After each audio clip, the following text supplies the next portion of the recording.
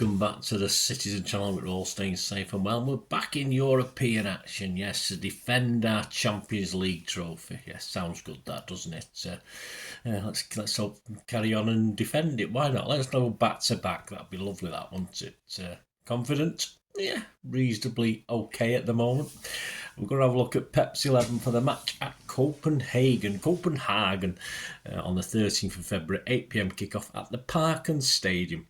So if you're going over there, guys, stay safe and bring us that victory back. It's not points now, is it? It's all about over 2 legs now. So bring us that victory back, guys. It's on TNT Sports 1 and TNT Sports Ultimate. So we'll have a quick look at how Copenhagen have done. They've been stuttering just recently and try and predict a Pep's 11, which I've gone back to have a look at the 6 games we've played so far, and obviously allowing for the fact KDB wasn't available for those. Tried to sort of base it on what Pep's been doing in Europe rather than on the domestic side. So I'll probably be miles out, but just a different way of looking at it.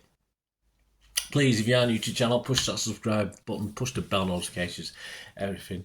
City past, present, and as long as I can keep going in the future and everything. So join me. Please leave us your comments, your thoughts on this round of 16 game, which was probably one of the easier picks, wasn't it, for us? So your thoughts be great, and I'll give you a response or a thumbs up, and you can give this little vlog a thumbs up, guys. It'd be much appreciated. And don't forget, if you check out the channel, obviously there's lots of stuff on film and TV as well. So if you like or love your film and TV like I do as well, please check out, just have a dip into that as well. Right, here we go. FC Copenhagen, second to Bayern in their group, of course, seeing off the likes of Galatasaray and those European minnows called Man United, of course. Currently third in their Super League due to the last 3 games they've played, a draw and 2 defeats, which was meant Brondby and Midgetland I always call them. Midgetland in second and first correspondingly. Brondby second, Midgetland in first spot at the moment. They've recently been involved in something called the Atlantic Cup. This is a pre-mid-season football tournament held in the Algarve in Portugal. Probably slightly warmer. It won't be dead warm, will it, in February? But this is for European football clubs from the national leagues which do not operate in the winter months. So they've played 3 games over there. They ended up finishing 4th in that. IFK Göteborg won that, I think, something like that. But they finished 4th with 2 wins and a draw. So not too bad, but let's get them all ready for getting back to their league action, of course. Before that, of course, they're going to play us. So that formed a little erratic with the league, with 2 losses and a draw in the last 3 and just 2 wins and a draw in 3 in the Atlantic Cup. But at least things may have been pleasant over in the Algarve, that's for sure. But this was a good draw for us, as I've mentioned there. So we've got to go there and get a positive result. How positive, I'll tell you in a minute, but not as positive as I'd hope, actually. And I fully expect Pep to go strong in this. I think that game against Everton, he had one eye on this, to be honest with you, keeping KDB and Bernardo on the bench, for instance. So, and it was paid off. We got through against Everton, didn't we? But I don't think there's any doubt that Bernardo and KDB will be starting this one. But of course, when we get the reverse fixture, we could do with a little lead coming back here, because of course it's a busy time against some big opposition when we come back in March to play at the Etihad in the second leg of this. So that brings us to our boys. Let's just say Copenhagen, certainly beatable. Not a bad team, of course they're not, but that brings us to us. So let's have a look at Pep's 11s in the 6 group matches. Who has started the key games and who sort of stepped in for the dead rubbers, if you like, of the key players that we'd expect to start this game. Of course, Ederson was playing until Ortega stepped in for the last 2 dead rubbers, of course. I think Ederson was injured for the last one anyway, so he couldn't have played. Walker played 3 of the 4 key games, if you like, at the start of the competition. Diaz just missed the last game. Aki only featured twice. I was surprised by that. Rodri played all the key games. Nunes featured in 4 of the 6. Yeah, so that interested me, because I don't really think Nunes is going to play in this one. Bernardo just played 3. Again, Not a lot. Alvarez just played the very first, scored a couple of goals, and that was it. Foden played in 4 of them. Haaland was injured only for the last one, but played in all the others. KDB, of course, didn't take any part whatsoever. Gvardiol played in 3. Kovacic played in 2. Grealish played in 5 of the 6, of course. Now, he's been out of favour recently, but is this a chance for Pep to bring him back in to the fold, if you like? It depends how he's been doing in training and his attitude. And, of course, he came on for a few minutes against Everton.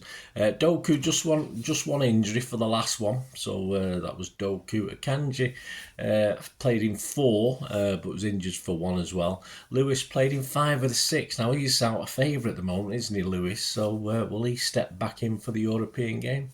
And Stones only played 2 games. So based on that, I mean, I'm trying to think that Pep might play a slightly different team in Europe, but one that obviously should be strong because he wants to bring back a lead to the Etihad. So this is my 11. Let me know what you think, guys. Think it's anywhere near. As I said, I think if I get 7 of these, I'll be quite happy because I'm just trying to look at it from a different angle, so I might be totally wrong. Rather than start with the Everton squad, which I normally do when I'm doing these things, I've looked at what he's been doing in Europe, but of course some players have played into form, some have probably struggled a little bit. So here's my 11 anyway. Edison, Walker, Akanji, Diaz, Aki, Rodri, Bernardo, KDB, Grealish, Haaland and Foden. No place for Doku, but I wouldn't be any surprise if Lewis, Stones, Gvardiol, Kovacic or Doku start that, so I could end up with being 6 right by the looks of it. If we get anything less than that, I'll just forget it. Biggest surprise of anyone else, though, that we've not mentioned there.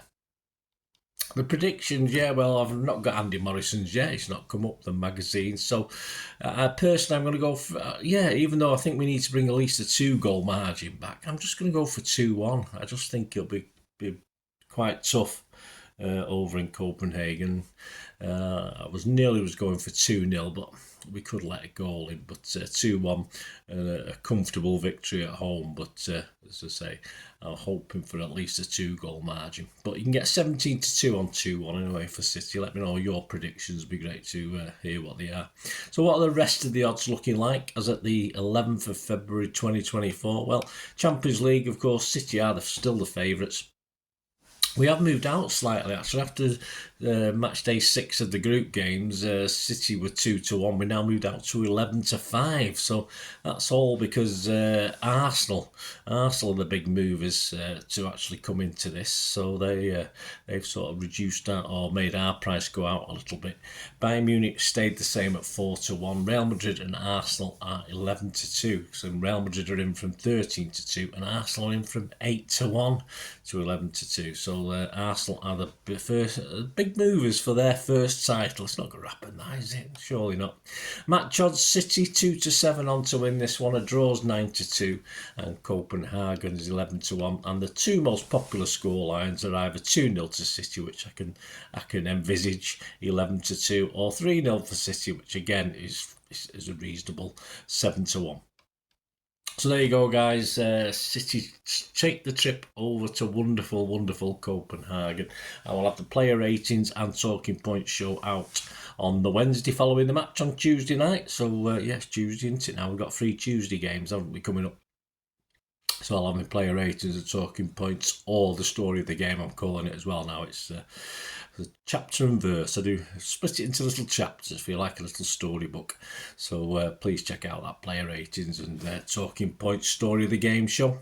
They will be out on Wednesday. And there we go. And look out, of course, very quickly after that for Pep's 11 on another big game at the Etihad. Premier League action against that team that you just don't know who's going to turn up, really, do we? Hopefully it'll be the one that's about mid-table at the moment, Chelsea. Course, and let's hope Mr. Palmer doesn't do any damage to us, that's for sure.